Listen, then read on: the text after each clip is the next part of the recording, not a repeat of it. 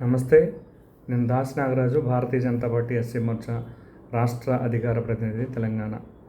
ఏదైతే ఇటీవల GST council 57వ సమావేశంలో కేంద్ర ఆర్థిక శాఖ మంత్రి శ్రీమతి నిర్మలా సీతారామన్ గారు ప్రవేశపెట్టినటువంటి జిఎస్టీ విధానం ఈ నెల 22వ తారీఖు నుంచి అమలు కాబోతుంది.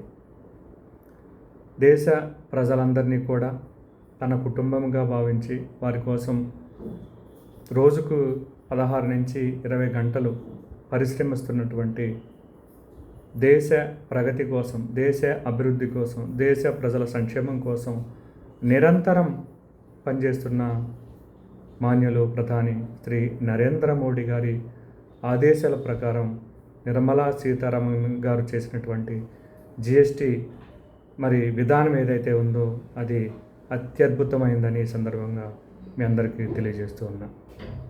ఏదైతే ఈ యొక్క జిఎస్టీ విధానం వల్ల దేశంలో అనేక వస్తువులపై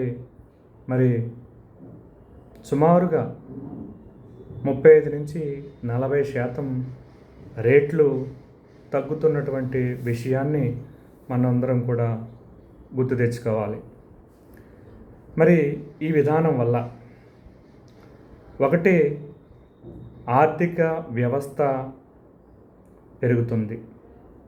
2, మనం ఏదైతే రేట్లు తగ్గటం వల్ల ఎక్కువ కొనుగోలు చేస్తాం కాబట్టి మనిషి యొక్క కొనుగోలు శక్తి పెరుగుతుంది.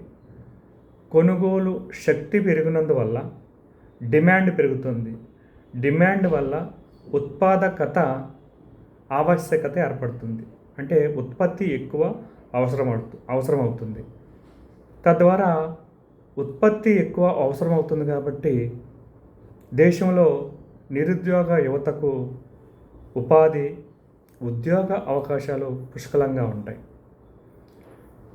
ఈ విధంగా 3 విధాలుగా దేశ ప్రజలకు మేలు చేయనయ్యున్నటువంటి ఈ విధానాన్ని భారతీయ జనతా పార్టీ ఎస్సీ మోర్చా తెలంగాణ శాఖ తరపున పూర్తిగా స్వాగతిస్తున్నాం. అద్భుతమైనటువంటి జిఎస్టీ విధానాన్ని 4 స్లాబులుగా ఉన్నటువంటి జిఎస్టీ విధానం ఏదైతే ఉందో దాన్ని 2 స్లాబులుగా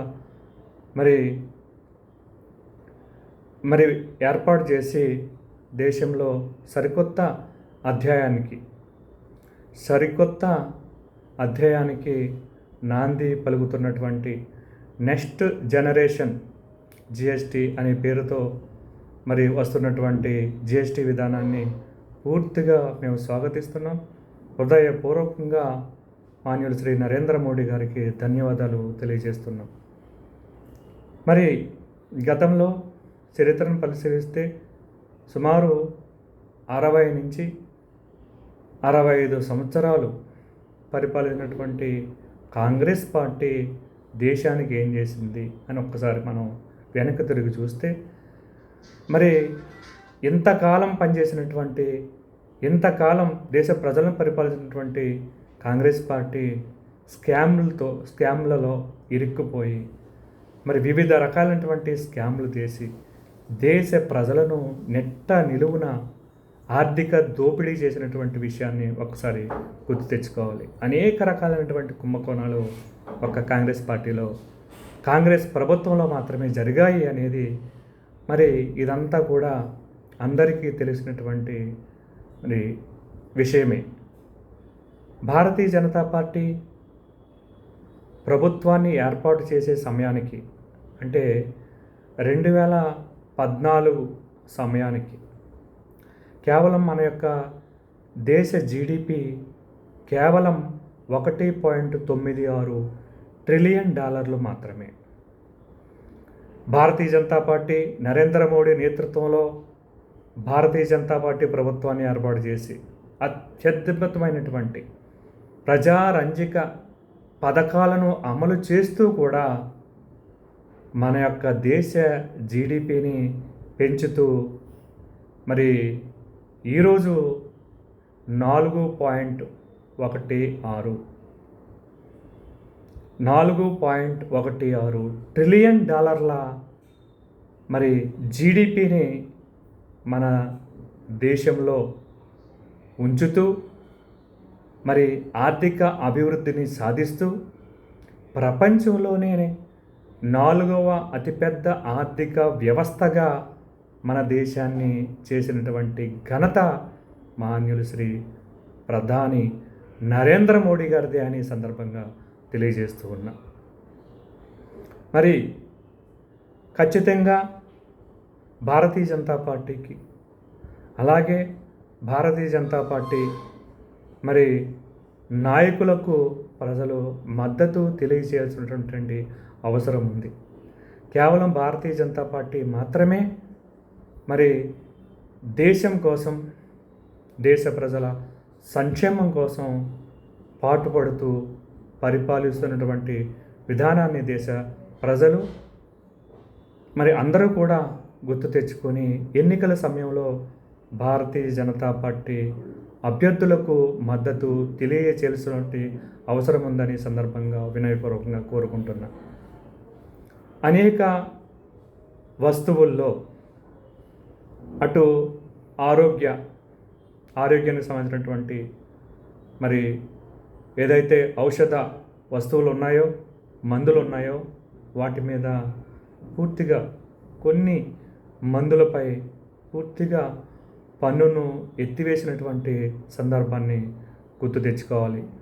అంతేకాకుండా ఆరోగ్య బీమా ఏదైతే ఉందో, ఇన్సూరెన్స్ విధానం ఏదైతే ఉందో దానిలో కూడా పూర్తిగా 0% పన్ను, అంటే పూర్తిగా పన్ను లేకుండా, జిఎస్టీ లేకుండా చేసినటువంటి మరి ప్రయత్నం ఏదైతే ఉందో మరి అందరూ కూడా దీనికి హర్షం తెలియజేయాల్సినటువంటి అవసరం ఉందని ఈ సందర్భంగా తెలియజేస్తూ ఉన్నా. కొన్ని రకాల వస్తువులపై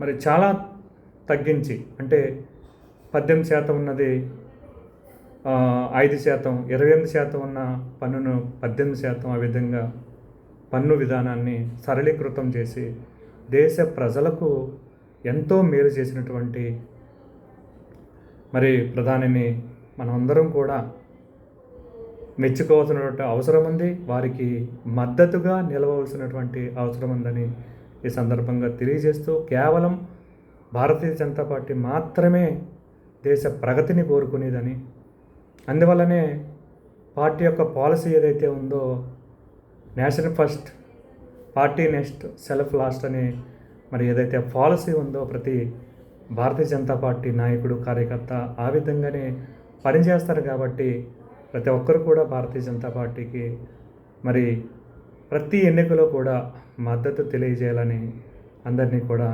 వినయపూర్వకంగా కోరుకుంటూ సెలవు తీసుకుంటున్నాను. భారత్ మాతాకి జై. జై బీజేపీ.